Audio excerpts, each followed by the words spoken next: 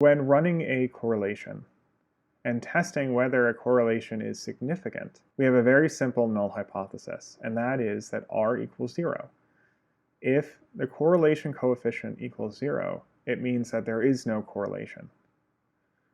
The alternative hypothesis is that r is not equal to 0, and r can be as large as 1. There are a few assumptions to running correlations. 1 is, of course, that these are random samples. 2, that x is normal with equal variances for all values of y, and y is normal with equal variance for all values of x. The other assumption is that the relationship between x and y is monotonic. And what this means is that as x increases, y also increases. Or as x decreases, y also decreases. We can run a statistical test called a Spearman Rank correlation to figure out if there is a significant correlation in our data.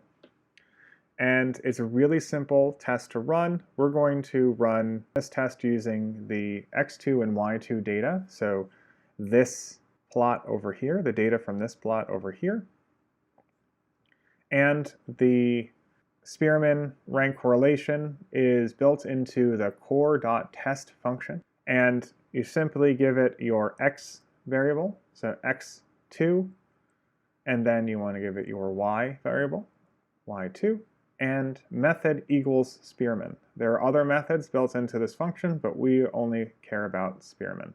And if we run that, we have an output that gives us a test statistic. In this case, it is an S for Spearman, and it gives us a p-value.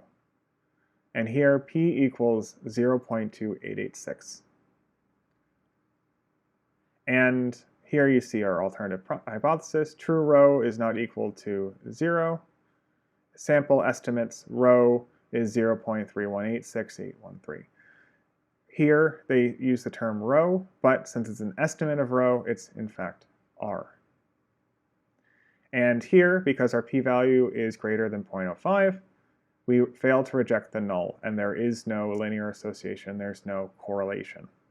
One thing to note is that if you do have a significant correlation, you need to be careful not to assume that the two variables are causative.